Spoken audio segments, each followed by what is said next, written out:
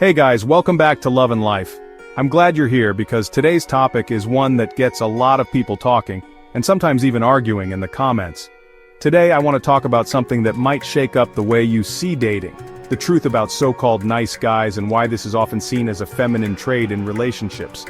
This idea might sound controversial, but stick with me because it's more nuanced than you might think. Now, before you get heated or start typing out a long comment, let me break it down and explain where I'm coming from. I'm not talking about being a genuinely kind person. Kindness is awesome, and honestly, everyone should have it. Being a good human is never out of style. What I'm talking about is when guys act extra nice, almost to the point of being fake, just to get something from women, usually hoping for intimacy or a relationship in return. It's like putting on a performance, hoping that if you play the part well enough, you'll get the reward you want. So why is this seen as a feminine trait? Well, it comes down to the basic dynamics between men and women, and how each side tends to approach relationships. Generally, women look for resources and support, while men are often seeking intimacy and connection. This isn't about stereotypes, it's about patterns that have shown up across cultures and generations. It's just how the wiring tends to go, even if there are always exceptions to the rule. Because of that, some women might use charm or sweetness to get what they want, and some men flip the script, using niceness, hoping to get what they want. It's like both sides have their own version of trading value in the dating world. But here's where things get interesting. Here's the catch. When you use niceness as a strategy, it's not really about being nice, it's about trying to manipulate the outcome. When a guy turns up the nice dial as a strategy, always agreeing, never disagreeing, trying too hard to please, he's not being real.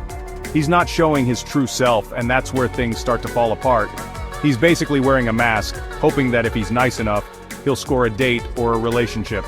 But deep down, he's not being honest about his own needs or desires, but honestly, most women can smell that inauthenticity from a mile away. They can tell when someone's just putting on an act, and it's a huge turnoff. The thing is, both men and women can use manipulation in relationships. It's not just a guy thing or a girl thing, it's a human thing. But the reality is, it usually works out better for women who use niceness to get resources, than for men who use it to get intimacy. That's just how the social dynamics tend to play out. Why? Because when a guy isn't being genuine, women pick up on it, and that instantly lowers their respect for him. It's not about being mean. It's about wanting someone who's real and confident in who they are. So what actually works? Authenticity, being real, showing up as yourself, flaws and all, is way more attractive than pretending to be perfect. It's way more attractive to just be yourself and be upfront about what you want. When you're honest, you give the other person a chance to connect with the real you. Yeah, it takes confidence and sometimes it feels risky, but I promise you, it leads to way better connections. You might not win everyone over, but the people who do like you will like you for who you really are. Nobody wants to be with someone who's hiding their real self behind a fake nice act. It's exhausting for both people and it never leads to real happiness.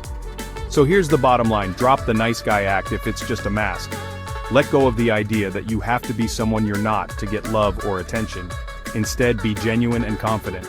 Show your true self even if it feels a little scary at first. That's how you build real meaningful relationships, and that's how you win at dating.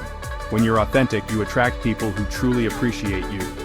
Thanks for tuning in to Love and Life. I hope this gave you something to think about, whether you're single, dating, or just curious about relationship dynamics. If you found this helpful, hit subscribe and stick around for more honest conversations about dating and relationships. See you next time.